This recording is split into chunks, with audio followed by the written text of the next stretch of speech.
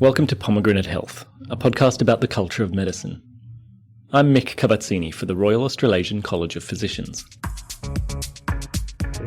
Today's story is about one of the many possible pathways in medicine. Finishing specialist training is a landmark that few will forget. Some people relish the responsibility of a staff specialist position. Others seek out academic relationships and clinical research. And some listeners will get the itch to write their own roster. There are three broad scenarios in private practice we'll discuss in order of complexity. When you're starting out, you might want to do so within the safety net of an established practice. You would rent a room essentially for an agreed portion of your consultation fees. The next step would be to set up shop for yourself. This requires registering a company in order to employ other staff. Finally, you can partner in a group practice, which may bring efficiencies of scale as well as potential personality clashes with other shareholders. We'll get into some of the financial nitty-gritty later, but let's start with the experience of a rheumatologist who's trodden almost every path in private practice. I came across Dr. Lou McGuigan at an orientation event for new fellows, where he first addressed the question, how do you know if you're ready to take the plunge? My name's Lou McGuigan. I'm a rheumatologist. I started in my training at St George and Prince of Wales hospitals. Then I became a staff specialist. Then I started in private practice in 1994. Built up quite a big partnership type practice, but I'm back by myself now. At that presentation for the new fellows, you talked about private practice as having a boring reputation, or sometimes even a sleazy reputation. Yes. What do you mean? Well, when I was training, the general reputation was private practice is what you do when you can't get a real job, so to speak. Well, that's what it was 30 years ago. It's not so much now because the real jobs have contracted quite a bit. And it's very difficult often to get a staff specialist job, and academic jobs are very few and far between. But being in a hospital is very, very useful because you learn to look after really sick people. And you learn what it's like to get on with other members of a team. The difference is that you're sort of constrained in what you can do, and if you ever want to buy a piece of equipment or something like that, you have to go through an administrative process. Now, that's fair enough, and that suits some people, but it doesn't suit others. I wanted to do my own style of practice. The other thing I thought was I could work here for a long period of time and then be stuck at this level forevermore. And I wanted to go out and see a lot more patients and test myself against the market, so to speak, to see whether I was good enough. And you told the new fellows that it was natural to feel a bit daunted by sort of stepping out of the public system. Take us through some of those questions you can ask yourself to know when you're ready to get over that imposter syndrome, perhaps. Okay, well, if you're at a stage when you're a registrar and you go and see a consult, and you think, this is really hard, I'm not quite sure what's going on here, and then your boss comes along, and they find it hard too, and you think, well, if I find it hard, they'll find it hard, you're ready. You're up to the stage where you're good enough to be a consultant. Nobody ever knows everything, but you've got to be wise enough to know what you know and what you don't know, when to ask for help, and where to get it. Don't be put off by saying, oh, I'll never be able to run money, I'll never be able to work out to get staff. You can always learn the business. Now, you may not want to step out by yourself to start with. You may want to step out into a group, you may want to do some locums, etc. But once you go out there and you think, I like this flexibility, I like the fact that I can run my own business, I like the fact that I can do my own style of medicine, then you know you're up to it. Tell us a bit about the diversity of practice styles. Yeah. See, it used to be that people used to train in one hospital and they'd have a mentor, but they'd become a clone of that person. I've always found it very, very useful to do locums for various people because you're seeing the structure of that person's practice, and you're seeing a lot of different patients at that time. So the medicine can be good, but you're also keying into that kind of business structure that person has. And you might find it's a disaster. They might have terrible staff. But sometimes when you see things done badly, you think, oh my God, I'm never going to do that. So sometimes you learn a lot from bad people, but you've got to be exposed to them.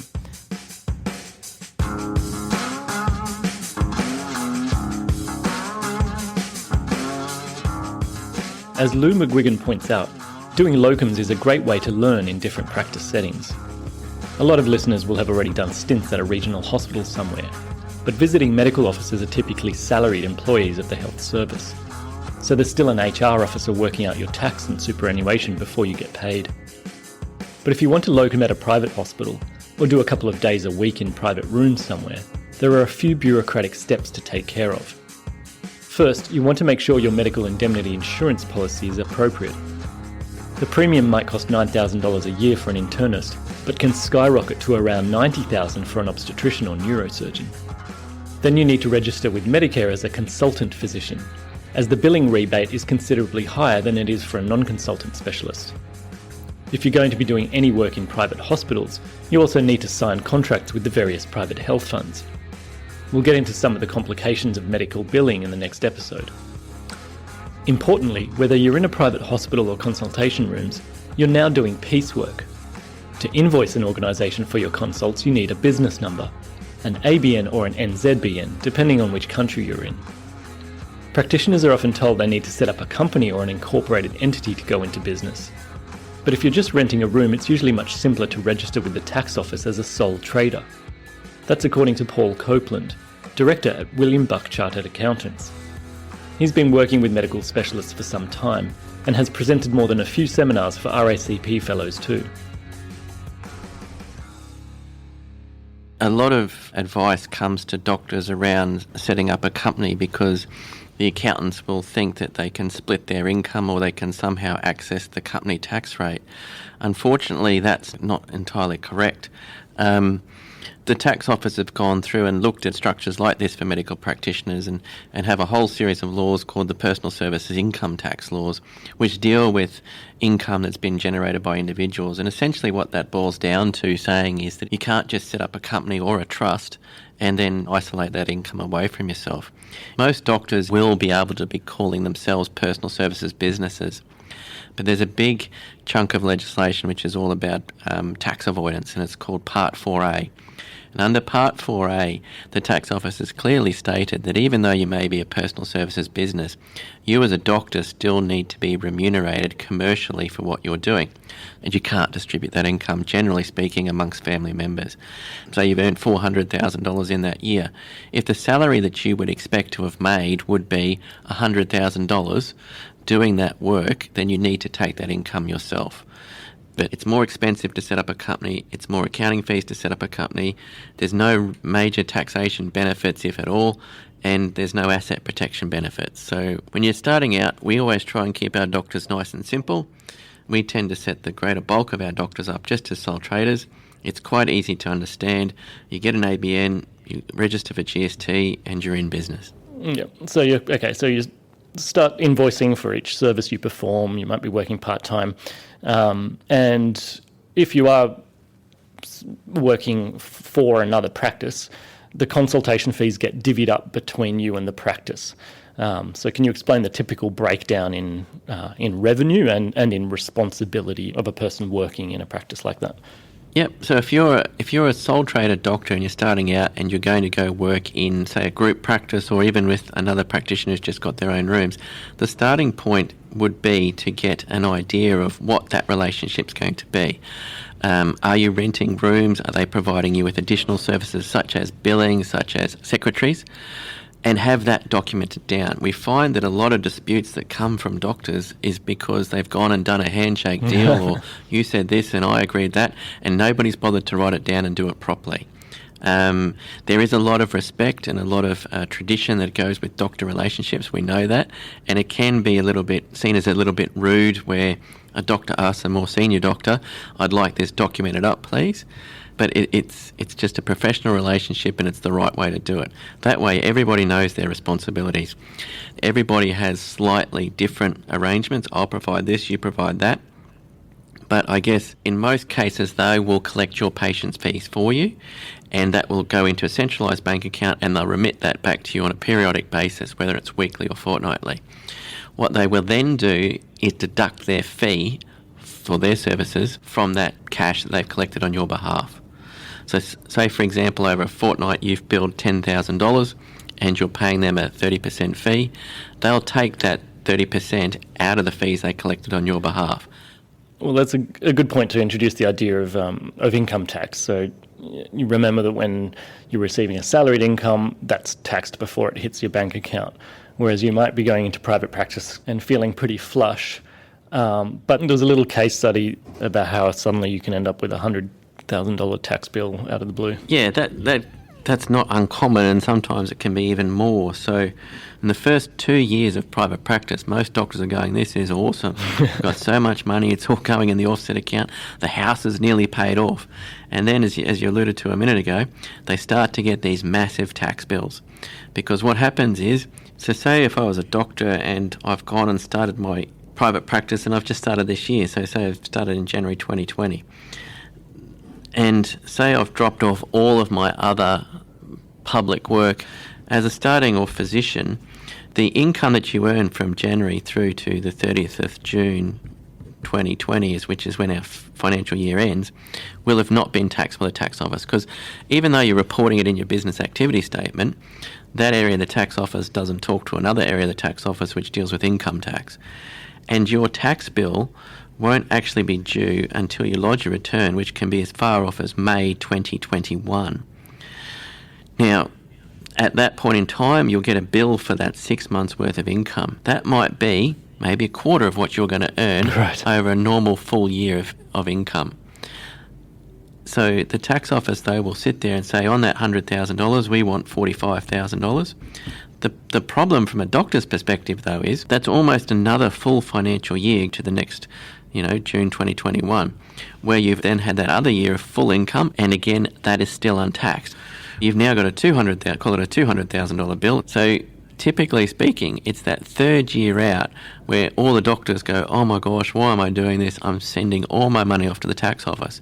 Because not only are they paying that horrendous tax bill, which is the lump sum bill that comes from their second year out, they've also got pay-as-you-go tax, the tax in their business activity statements. And so the third year out, an awful lot of your money goes in tax.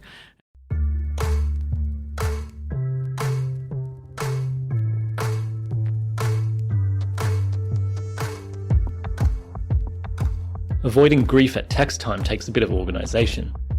One of the first questions people ask is, should I be charging GST?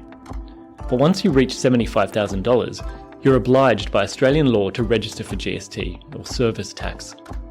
However, you can only charge GST if you're working through a group practice or a hospital. If you're providing services directly to a consumer and billing them yourself, that service is exempt from GST. Either way though, you'll be paying 10% GST on all the costs of running your practice. To claim the GST back, you have to submit a business activity statement every quarter to report all your business transactions. You want to keep track of these anyway, as any business expenses can be claimed as deductions from your income tax.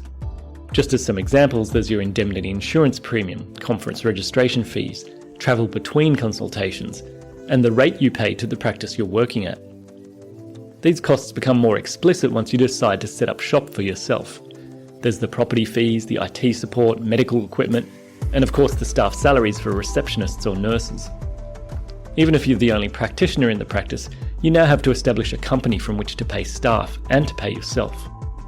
Now you'll have a tax return to complete for the company as well as yourself. And to stay on top of it all, it helps to have 3 separate bank accounts, says Scott Montefiore. He's a managing director of Hillross Montefiore & Co Financial Services, and together with Paul Copeland has established a collective of business advisors they call the Professional Medical Practice. Yeah, that's right. So what we generally suggest is 3 accounts across their personal and business affairs, I suppose is a simple way to explain it. So one is for business expenses, one is for tax, and then once all of those expenses have been paid, the other money that's left over can be transferred into your general spending account. Okay, and ideally if they're all offset accounts, that's going to be offsetting your non-tax deductible home loan account. A good step is, and from a practical point of view, is have one bank account where you're trying to capture both the revenue and the expenses going out. Costs such as your courses, conferences and seminars and so on, your insurances, and you'll pay that from your business account. If you don't actually put it through that account or you actually haven't got a record of it, we don't know you did it. Accountants aren't mind readers, and so therefore you could be missing out on tax deductions. The next step is to go through and keep as many of the receipts as you possibly can. There's different programs out there that allow you to photograph receipts and upload them to a cloud. Even putting a photograph of the receipt on your phone is a great way to do it, and have a folder on your phone where you might save those photos into. So when it comes to a tax time, you can just email the photos to your accountant and say, here's all my receipts. That's fine. And just on that, Mick, so my wife is a doctor. She's not a physician, but she does private work. And we use two programs. So Receipt Bank is one of those programs that you can take a photo of and it will automatically store it for you. And the second is Xero. So Xero is one of those accounting softwares that will data feed all of your bank accounts in, and it will also sync in with Receipt Bank. So it's almost like one place that your bookkeeper can log into, you can log into, and it's quite easy to keep a track of how you're going. One of the things that's confusing for newly qualified consultants is, how much money am I making? How do I tell how much money I'm making in this private work? I've got all these expenses. There's GST and BAS statements and things going around. One of the benefits of using one of the softwares, MyOb or Xero, is that you can produce a report called a profit and loss statement, and it will give you an idea of how you're performing. A big thing as well that I just thought I'd mention here when we're talking about expenses going through accounts is that even as a sole trader, if you're a doctor and you've got a spouse at home who assists you putting together your administration work and he or she might not be working, you can pay them a commercial wage for that work that they do from their assisting you, as well as up to $25,000 a year in superannuation for them, and there's no commerciality test on that payment. And you as the doctor can claim that as a tax deduction. Sometimes doctors are told by accountants that they need to set up a company to be able to do that, or set up a trust to be able to do that. That's not correct. You as a sole trader can employ just like you could under a company structure or something else. And so that is a reasonably common thing. And just to be clear on that, Mick, so if we talk about, well, how does that benefit the doctor? Ordinarily, that money would be going to them and have to be taxed to them personally at the top tax bracket.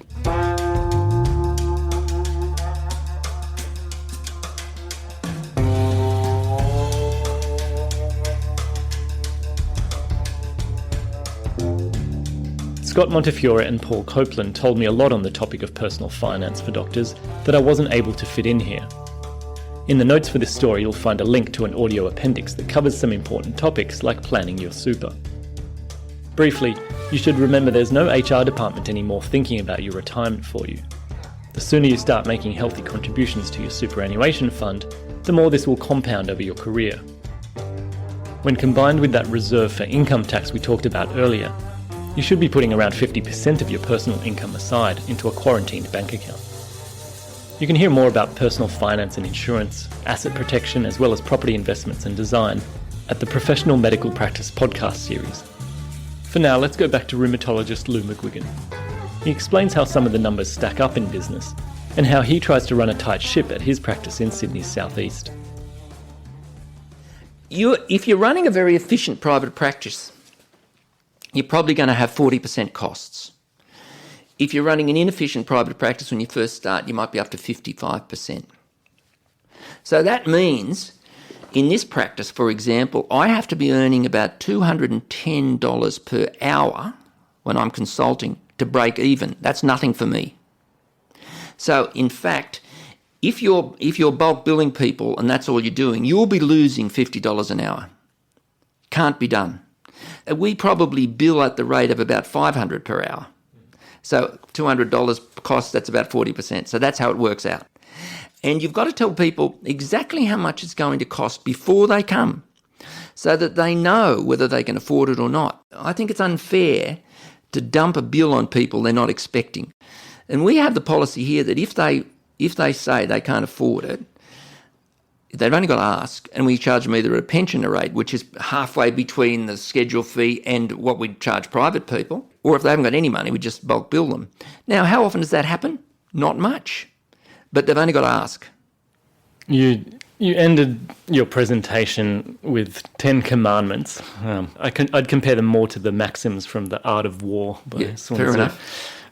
One of these was, don't just work in the practice, spend 4 hours a week working on the practice. Yes. So what's the distribution of your time between clinical work and business management? Yeah, sure. So when you first start out, you'll need almost as much time not consulting as consulting. For example, if you're doing 5 hours a day consulting, you'll probably need 4 to 5 hours a day in organisation, writing letters, etc. So initially it's hard to do any more than about 25 hours consulting a week. That's one thing. The other thing, you probably need secretarial staff in the same proportion. And don't try and skimp there. The best staff you can get will save you a lot in the long run, because the front desk of your office has to work. If that doesn't work, you can be the greatest physician the world's ever seen, and the patients either never get to you, the letters don't get done, etc. So the medicine is important, but the front desk is also very important. My wife was the smartest person about this. She told me that in 2006 that I should take a day off. And because I was doing the admin on Friday nights, and I used to get here about 6 o'clock, and I'd leave about 9, and then I'd come in on Sunday and pay all the bills and so forth. I work now 4 days a week. So what I do on the Friday is go to the bank, go to the accountant, pay everybody, do all the admin and stuff. So I do all the things that I can't do during the week. Now, if you put them off, after a while, you're working into dysfunctional practice. So that works very well. When we have an educational meeting on a Friday afternoon, which is very helpful to me, because when you're by yourself for a long period of time, you get very arrogant because you think your way is the only way. You've got to constantly be exposed to other people's ideas and thoughts through meetings so that you are aware of your limitations and how things are changing. And you mentioned before, for each hour of consulting, you've got this much admin. That's exactly right. But the only revenue is from... The only revenue you get is when you're seeing a patient. Now, there are other things. For example, gastroenterologists do procedures, cardiologists do procedures, oncologists get money for their infusions, etc. But for the majority of us, the consultation time is where you make your money. And you've got to do a lot of it to be profitable. So you might as well make it enjoyable and well organised. By far the most efficient thing I've ever done, and I got this from a secretary, was to dictate while the patients were there. Because when you pick up your dictaphone and you do the letter, there are no secrets. Secondly, the patients know the plan of management. Thirdly, you only have one letter to do at the end of the day. When you look at a pile of letters, you've seen 30 patients, you cannot remember anything about the first one, no matter how good your memory is. So you've got to actually make it most efficient so it's done then and there, so you don't have to have 15 things at the end of the day. And the other thing is, people are more than happy to pay if you dictate the letter while they're there because they realise a lot's happened. They're impressed by that. So when you've recorded it on your dictaphone, do you then hand that over to the front desk when you come get the next patient? Or Well, this is what we do. We download it here into our server, and my secretary out the back gets it, and often by the end of the day, all the letters are done, and they've gone. Nearly all those letters are back at the GP. Because as physicians, we write letters. Our letters are our work. If they're not reading them, or they're too confused, or they're too brief, then you're not doing anything significant.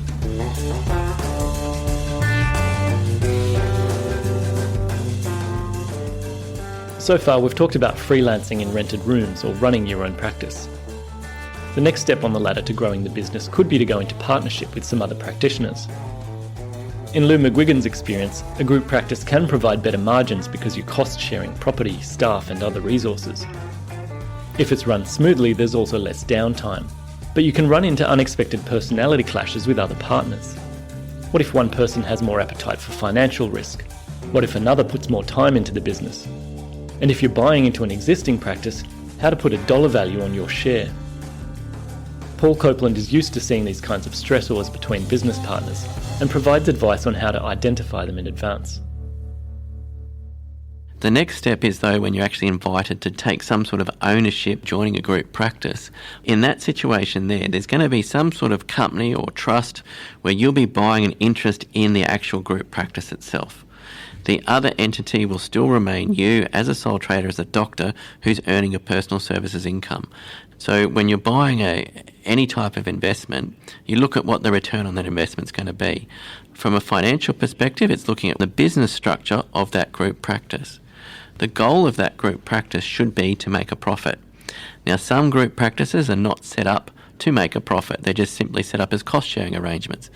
And this is the next bit that we talk about before you take the step, is to understand that like you're actually almost getting married to these people. And doctors will always be very polite, and they'll have clinical goals and clinical aspirations which can be very similar. But once you're in business, you're dealing with staff, marketing, spending, debt, fit-outs and so on, all these different other elements which doctors have never had any formal training with. We always ask our doctors to do an alignment exercise, because if the way that you as an individual want to treat staff, want to deal with your patients, want the setup of the practice to be, is considerably different to someone else's, that relationship's not going to last a very long time before conflict starts to arise. And it's making sure that there's systems in place and a plan in place to deal with all of this sort of stuff. I wanted to get into some of those responsibilities. So rheumatologist Louis McGuigan reckons it's much better to buy your own premises rather than rent, because landlords love to take doctors for a ride. They know that they're conservative, that they can pay top dollar, and they hate moving. Just thinking of the business itself and the building, like, should you be thinking about them not just as a place to practice medicine, but as an investment in themselves, as a product in themselves? And Mick, what you're saying there is 100% right. When you're looking at any purchase, you look to say, is this, as a starting point, is this a good investment? So building wealth through property is a great way to build your wealth. However, some doctors have gone out and bought themselves, for example, a little shop within a group of shops in a shopping centre complex, which has suited them because it's close to home. It might be reasonably close to hospital or something like that. But at some point you'll have to sell that asset. Now, a shop within a group of shops is not necessarily the best investment. And so the nice shiny rooms today, in 30 years' time or 35 years' time when we want to sell, might not necessarily be the shiny nice rooms. They might be the dodgy old building where all the old doctors are. And it might not be the best thing for doctors to buy. So just keep that in mind as well. So, and again, more generally for those who don't have a natural interest or natural aptitude in this, but are there some simple rules of thumb to gauge a practice's financial health, like a golden ratio of staff costs to property costs to consulting fees, or number of staff to number of patients, and that kind of thing? I don't think there's a golden rule, especially for specialist practices, because they are run so differently. When we do an investigation for a client, we do evaluation on the practice.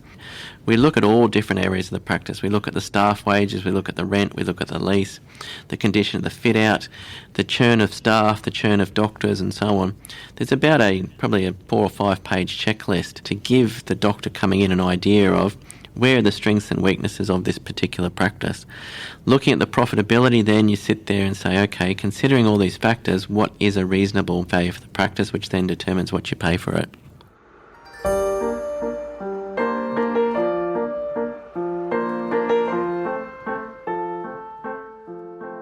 If you're starting out in private practice, you might be worried about how to get the word out about your services.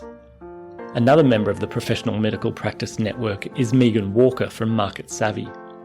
In an interview for that podcast, she suggests that marketing is less about advertising than it is about the 5-star customer experience. A consumer's illness and their visit to a doctor is an important event in their week, if not their life. It becomes a story they tell friends and colleagues. People don't know how to make healthcare decisions, so they use heuristics. They're looking at how friendly the people are who work in the practice. Are they nice to each other? Sometimes not. Yes. Is the waiting room well run? Is it clean? Is there a 1994 National Geographic? Is it efficient? Are patients kept informed?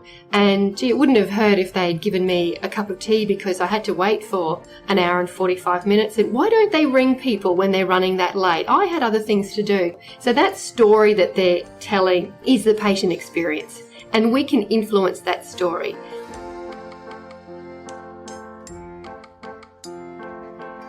Then I think you should evaluate yourself through your visibility online. Have a look at how you show up. Google not only your practice name, but the key people in your organisation and see what appears. Yeah. Would that encourage me to book? Would I feel that there's trust with that person? Have a look at the booking process or ask someone to secret shop your practice. We do a lot of that for organisations, and they're so shocked that comes back things like the phone rings 14 times and then goes to message. And those little things, they might seem insignificant, but a phone that's not answered says, we don't care, we've given up, we're too busy, Yes. we're not interested in you. Yeah.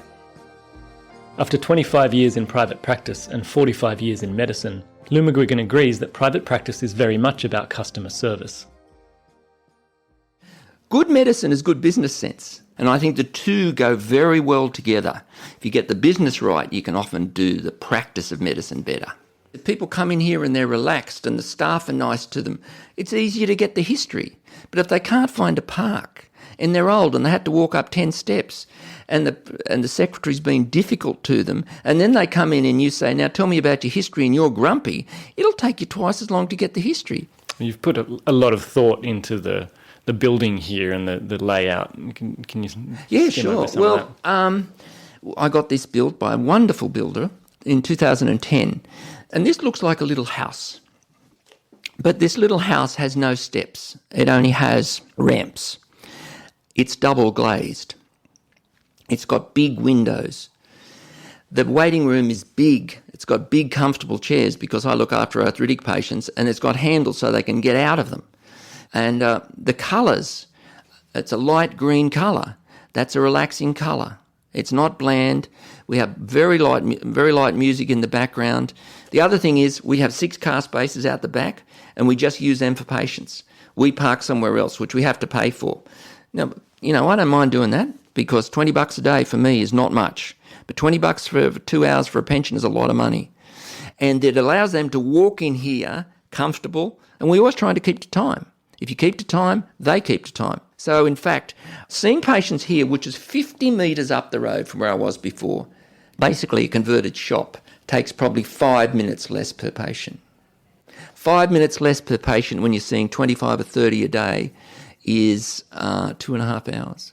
And 2.5 hours is a lot of time to save or to have extra to consult. So not only is it more comfortable for them, it makes a lot of business sense.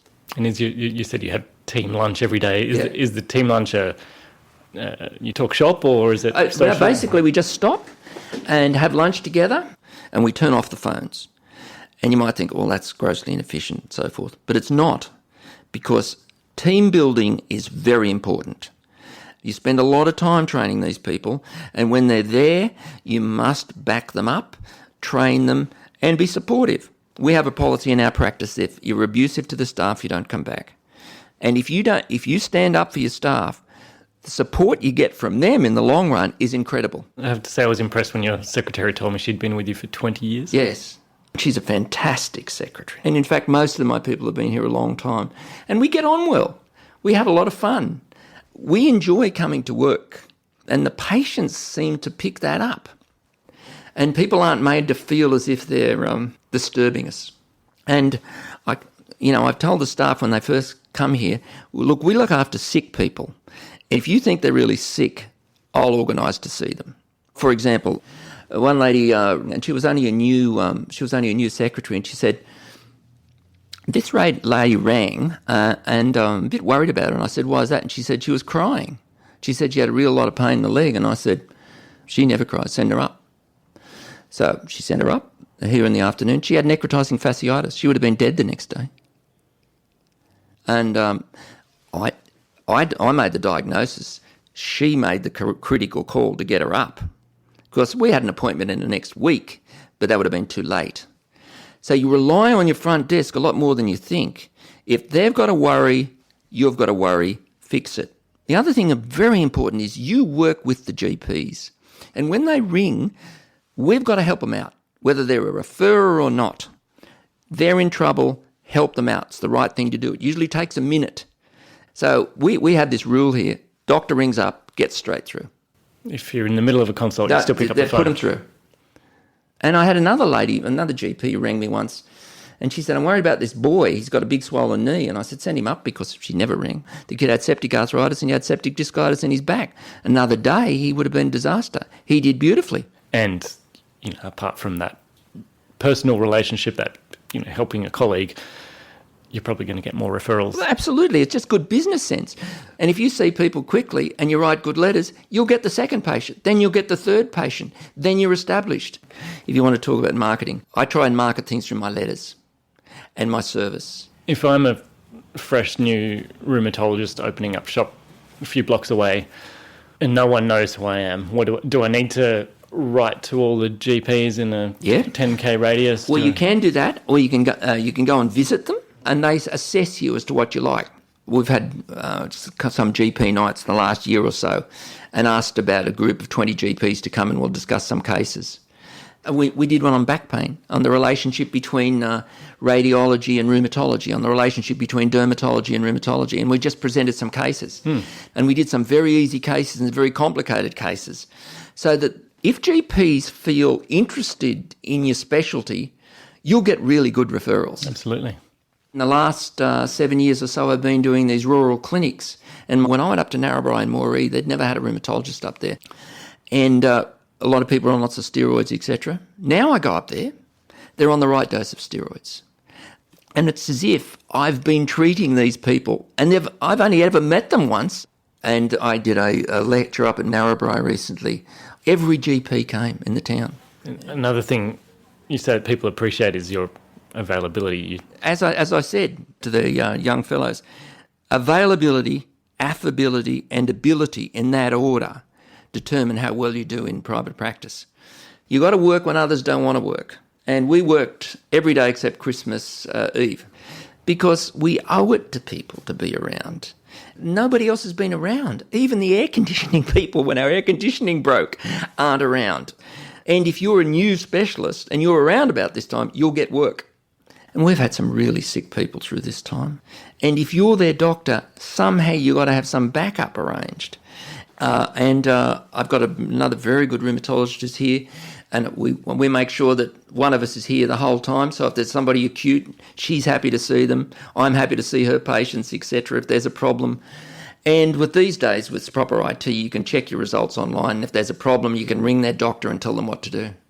For example, say if you've got somebody who's on one of our drugs and they've got a platelet count of 26,000, and you let that go for 3 weeks and they have a cerebral hemorrhage, that's a disaster. And you'll wear that the rest of your life. Mm-hmm. When the patients come here, I am working for them. They don't want to be an interesting patient. They want a result. They want to be either fixed or told why they can't be fixed and get it explained to in a way that they can understand it. Because you get a much better result. And they won't go off and see somebody else who's going to do a huge operation on them, and they'll be no better. I think it's very important when you take a history, you work out what the person's life is like first, rather than what their disease is like. Because if you don't know that, your treatments don't fit into their life. Tell me about the story of the Macedonian lady. Oh, yeah. Some years ago, a patient died, and she was a lovely old lady. She was in her early 90s, I think, and she had purpuric rash. And we were asked to see her because it could have been vasculitis, and we said, no, this is cholesterol emboli. And one thing led to another, like vascular paths happened, and she passed away. It was nobody's mismanagement, it just happened. And when she passed away, I wrote to her family and saying, I'm terribly sorry that it happened. And it was a really lovely lady to look after, and I said that if there was anything I could do for them, to let me know. And it was a privilege to look after her. So her son came to see me 20 years later, I think it was, yeah. And he had a bad knee. And I said, I remember your mother very well. She was a lovely old lady. And he said, yes, doctor. And when she died, you wrote me a letter. And he opened his wallet and pulled it out. Mm-hmm. He'd had that letter in his wallet for 20 years. Because when you've lost somebody, to have somebody else who's not connected with the family acknowledge their life and say how important they were is very rewarding for those people at that time. And some of the things you do are not particularly medical. They're just decent human things to do. And I find that the most rewarding part. If you find that the most rewarding part of medicine, you will like private practice. If in fact that's the kind of thing you want to do in medicine, private practice is for you. You call me a saint, but you know I'm a stranger, all willing and able to do what you want. You think I'm a thinker, but I'm just a singer. That was Dr. Lou McGuigan ending this episode of Pomegranate Health. Thanks also to Paul Copeland and Scott Montefiore. You can hear more from them at the Professional Medical Practice podcast.